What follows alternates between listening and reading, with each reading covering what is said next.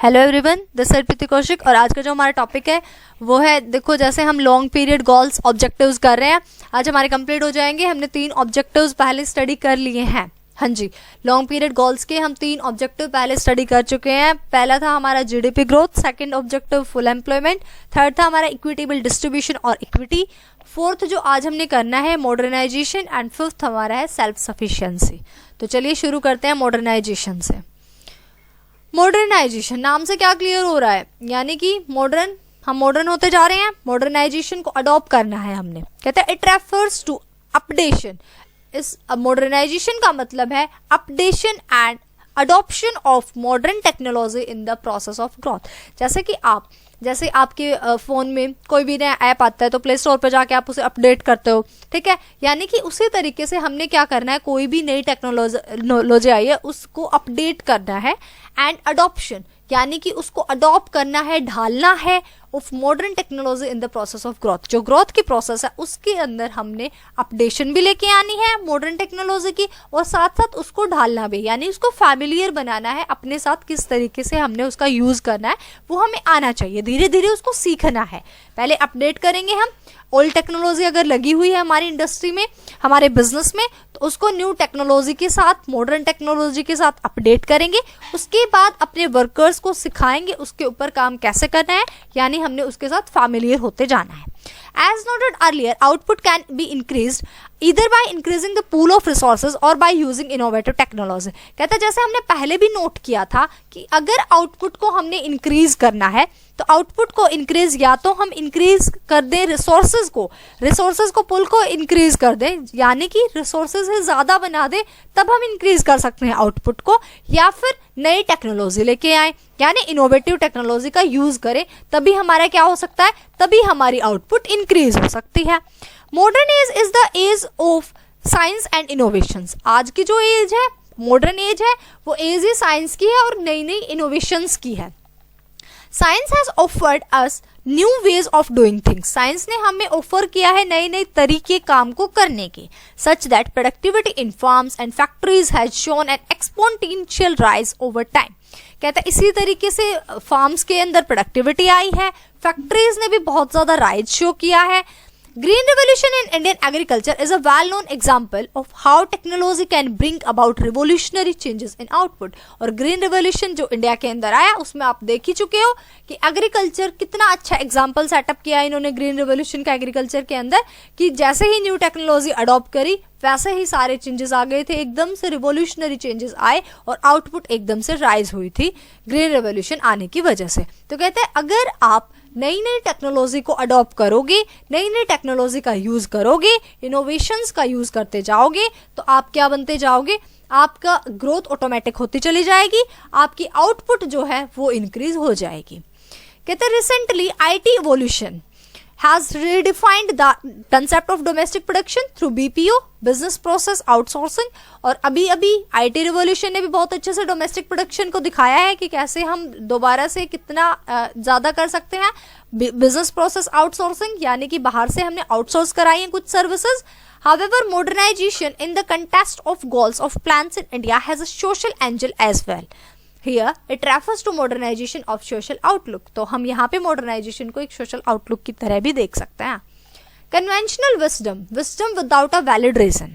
Conventional wisdom यानी कि पुराने जमाने के wisdom, ऐसे wisdom जिसका कोई valid reason ही नहीं है, must give a way to modern outlook. अब हमें कहाँ शिफ्ट हो जाना चाहिए, मॉडर्न आउटलुक की तरफ। It include issues like empowerment of women so that like man they also participate in the process of production and contribute to the process of economic and social prosperity. कहता है हमें शामिल होना चाहिए ऐसे ऐसे प्रोग्राम्स में जैसे वुमेन एम्पावरमेंट है, जहाँ पे वुमेन के राइट्स को भी उतनी ही इंपॉर्टेंस दी जा रही है जितनी मैन के राइट्स को है।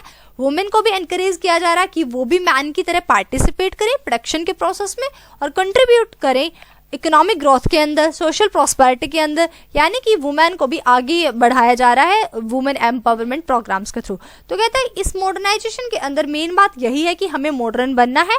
मॉडर्न किस तरीके से बनना है, जैसे ही नई टेक्नोलॉजी आए उसको अपडेट करो, अपडेट करके उसको अडॉप्ट भी करो, साथ साथ कोशिश करो उसी के अंदर ढलने की और उसी के अकॉर्डिंग काम को करने की। तो अगर आप ऐसा करने में सक्सेस हुए तो इसका मतलब आपके जो भी आउटपुट निकल रहा, आउटपुट इंक्रीज होगा, आउटपुट इंक्रीज हुआ तो ग्रोथ भी होगी, ठीक है। और ग्रोथ ही हमें चाहिए, हमारा मेन मोटिव ग्रोथ करना है, ठीक है, सोशल जस्टिस के साथ साथ।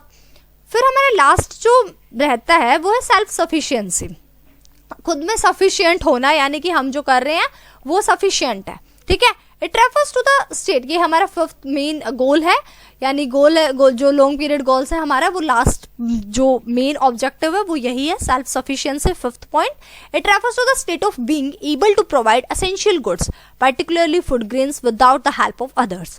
कहता है ये एक ऐसी स्टेट है जहाँ पे हम एबल हो जाते हैं एसेंशियल गुड्स प्रोवाइड कराने में, जैसे कि पर्टिकुलरली जो फूड ग्रेन्स है, बिना किसी दूसरे की हेल्प लिए हम अगर फूड ग्रेन्स वगैरह खुद से ही एबल हो जाते हैं एसेंशियल गुड्स को प्रोवाइड कराने में, तो इट मीन्स हम सेल्फ सफिशिएंट है। कहता this goal was accord a high priority during the first 7 plan. पहले जो 7 प्लान थे उनके अंदर जो 5 ईयर प्लान बन रहे थे हमारे, उसके अंदर हाई प्रायोरिटी पे इसी को रखा गया था। The basic idea was not to expose Indian economy to political pressures from rest of the world simply because we are dependent upon them for the supply of essential goods. कहते जो basic idea था ना वो इस बात के लिए नहीं था कि इंडियन इकोनॉमी को एक्सपोज किया जा सके, बाहर लाया जा सके सामने पॉलिटिकल प्रेशर से, रेस्ट ऑफ द वर्ल्ड से, क्योंकि हम खुद डिपेंडेंट थे एसेंशियल गुड्स के लिए, हम दूसरों के ऊपर डिपेंड थे। मतलब जो हमारी सप्लाई हो रही थी एसेंशियल गुड्स की वो पहले ही दूसरे देशों से आती जा रही थी, तो हम ऐसा बिल्कुल नहीं कर सकते थे कि एकदम से बाहर आ जाएं सामने निकल के। Indian it happened in 1965। वास्तव में ये जो घटित हुआ था ये 1965 में हुआ था, when USA threatened to stop export of food grains to India if it did not stop the war with Pakistan.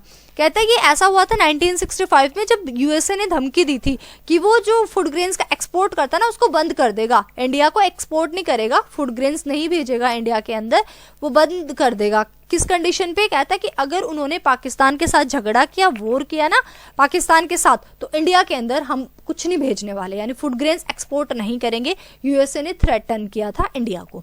जब यूएसए ने थ्रेटन किया इंडिया को तो इंडिया की आंखें खुली, ये क्या हो गया, सबसे पहले हम इतना तो करें कि फूड ग्रेन्स तो खुद से उगाएं, खुद इतना तो सेल्फ सफिशिएंसी लेके आए इंडिया के अंदर कि एसेंशियल गुड्स तो हम खुद से सभी को प्रोवाइड करा सकें, एटलीस्ट इंडिया की पॉपुलेशन को। कहते हैं India wanted to be self sufficient in food grain production to avoid the uncertainties of supply from the rest of the world. तो ऐसा मतलब उनको लगा 1965 में जब यूएसए ने भी थ्रेटन किया इंडिया को कि भाई ये तो गलत बात होगी और ये तो अब इंडिया को सेल्फ सफिशिएंट बनना पड़ेगा और एटलीस्ट फूड ग्रेन प्रोडक्शन के अंदर तो बनना ही बनना पड़ेगा, ताकि फ्यूचर में कुछ भी अनसर्टेनिटी हो सकती है, rest of the world supply करने से मना कर दे। कहते हैं it was necessary for a developing country like India to achieve self sufficiency in food grain production. तो कहते हैं ये बहुत ज़रूरी भी था कि डेवलपिंग कंट्री जैसे हमारी इंडिया है तो उसके अंदर self sufficiency at least food grain production के अंदर हो, तो ये बहुत ज़रूरी था। Otherwise these countries had to yield to food export countries like USA and support their political agenda. Example, India was postured to end war with Pakistan in 1965 for favor of food grain supplies from USA। तो उसी का example दे रखा है यहाँ पे। कहता है कि अगर इंडिया सेल्फ सफिशिएंट नहीं होगा तो प्रॉब्लम हो जाएगी, फिर से कोई ऐसी धमकी दी जाएगी, फिर से कोई वॉर की धमकी देगा, कोई किसी चीज़ की धमकी देगा, एक्सपोर्ट नहीं करेंगे हम फूड ग्रेन्स का, कभी कोई कुछ कहेगा। तो इससे अच्छा है पहले हम इंडिया को सेल्फ सफिशिएंट बनाते हैं फूड ग्रेन प्रोडक्शन के मामले में। तो यहाँ पे हमें सेल्फ सफिशिएंट बनाने की कोशिश की गई इंडिया को। It was necessary for a developing country like India to achieve self sufficiency and food grain production in food grain production. Otherwise these countries had to yield to food exporting countries like USA and support their political agenda। ये वही वाला example दे रखा है यहाँ पे।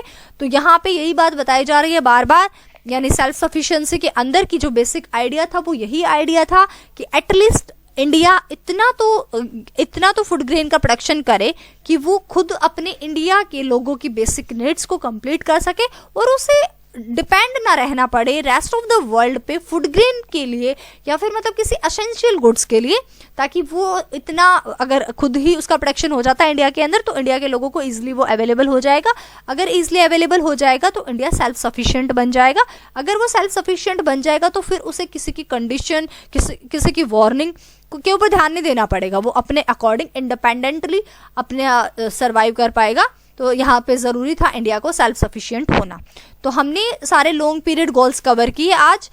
Self sufficiency के साथ साथ हमारे सारे लॉन्ग पीरियड गोल्स भी कंप्लीट हो गए। आज हमने 2 कवर किए हैं, मॉडर्नाइजेशन एंड सेल्फ सफिशिएंसी।